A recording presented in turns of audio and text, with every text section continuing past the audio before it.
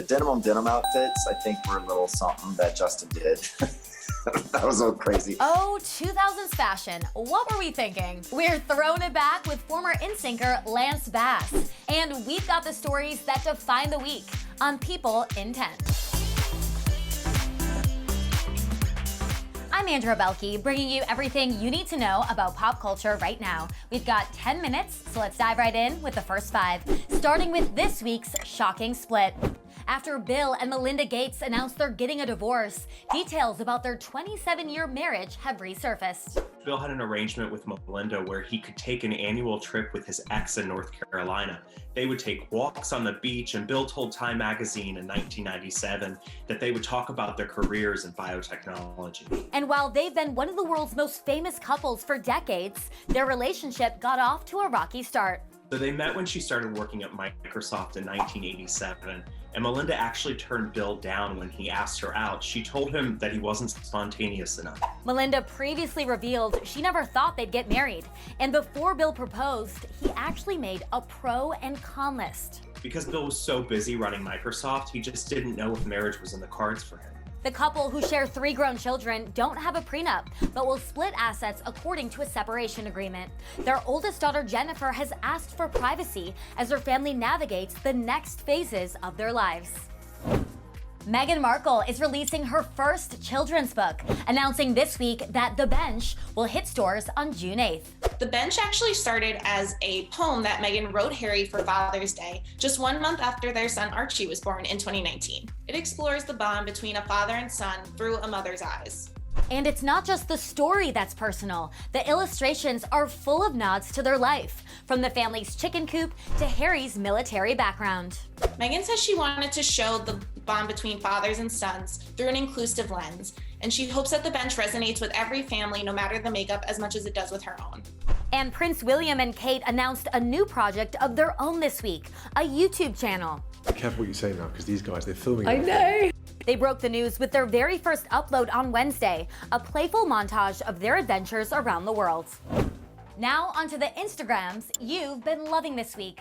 Rebel Wilson is getting candid about her fertility struggles after some bad news over the weekend. And to others out there on a similar journey, she says, quote, "I feel ya." Meanwhile, Will Smith is getting real about body image, sharing this photo with the caption, "I'm gonna be real with y'all. I'm in the worst shape of my life." While Will says he loves the body that got him through the pandemic, he revealed he's teaming up with YouTube to get his health and wellness back on track. And Drummond's daughter, Alex, is married. The Pioneer woman posted the sweetest stories from the big day and got emotional during Alex's father-daughter dance with Lad, while Alex's sister, Paige, shared a dinner selfie with the newlyweds, showing off the flower-filled decor in the background. And finally, the viral story we can't stop talking about. A woman who didn't know she was 29 weeks pregnant gave birth this week on a Delta flight from Utah to Hawaii. Luckily for her, there was a doctor and 3 NICU nurses on board to help safely deliver her baby boy.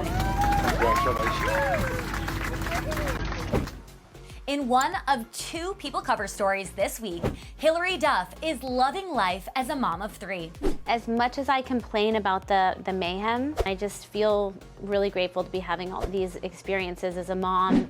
HILARY shares daughters May James and Banks Violet with her husband Matthew Coma, and son Luca Cruz with her ex-husband Mike Comrie. This joy is like over the top, hard to explain, the amount of like feelings of bliss and love, and then also the most tired, hardest thing ever. The actress has come a long way since her days as Lizzie McGuire. Promise me that we'll always stay close to each other, even in high school. It has had its challenges, but I love to work, and I've been working since I was a kid, and it's a big part of my life. It's hard to believe it's been 20 years since the show premiered. I hope it makes other people feel old and not just me. But there's some bad news for Lizzie fans. I think the Lizzie McGuire reboot will never see the light of day, which is so sad. Creatively, we just didn't match up. For now, HILARY is enjoying her other acting gigs and motherhood. Switching gears to this week's other People cover story, Ashley Morgan Smithline is telling her truth about the horrific abuse she says she survived at the hands of Marilyn Manson. There was so much abuse, so many things, like of him just even shoving his fist in my mouth, like they could have killed me, putting the pillow over my face a little too long.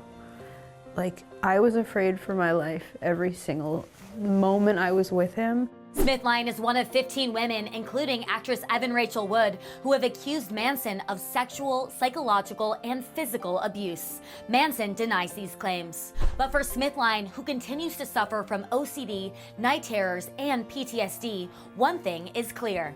I'm not a victim, I'm a survivor. Like, of course I'm strong. I'm sitting here and I'm talking about this so other girls don't go through this. You can watch both full cover specials on People TV. And don't forget, we are gearing up for People and Cody's live beauty event on May 19th, featuring actress Lily Reinhart and her tips for an easy breezy makeup look with CoverGirl. Use your phone to scan this QR code or go to the site below to register. Now, let's move on to some screen time. I'm so happy to be joined now by Lance Bass. He's hoping to find the next billion-dollar company and encourage people at home to be a part of its success on his new show, Unicorn Hunters, which starts streaming May 10th. One word I love is disruptive, and this is that. For these final 5 minutes of the show, I'm gonna ask you 5 questions. For question number 1, you have to give me 1 answer. For question number 2, you have to give me 2 answers, and so on. Let's get started. Your new show is all about identifying that rare company that can be a billion-dollar brand, known as a unicorn, and then giving viewers a chance to invest in it. I imagine the search for a unicorn can be obsessive. So I want to know, what is one thing, it could be a food, activity, anything, that you are currently obsessed with?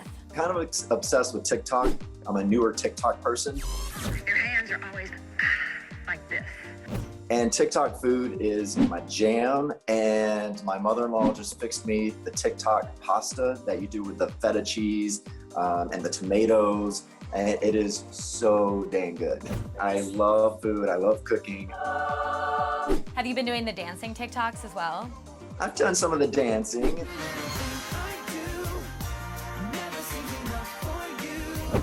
It's clear from your Instagram photos and videos that you and your husband Michael have so much fun together. Raise your eyebrows. Stop smiling. That's your model face. With all the time you spent at home this past year, what are 2 new activities or hobbies that you've picked up together? We are now hikers and walkers. We know our neighborhood like no other now. And we've met so many of our neighbors. Cooking too. I mean, usually I'm on a plane 4 times a week. Now that that went away, I actually had time to get in the kitchen and cook things. What's the go-to dish? I make a mean gumbo. That's kind of one of my favorite things to make. It tastes so good and you can taste the love. In your Instagram bio, you call yourself a frosted tip survivor, which makes me flash back to those epic early 2000s NSYNC fashion moments. So looking back on that time, what are 3 fashion moments that you guys had that you regret the most? Or that you think maybe your bandmates regret?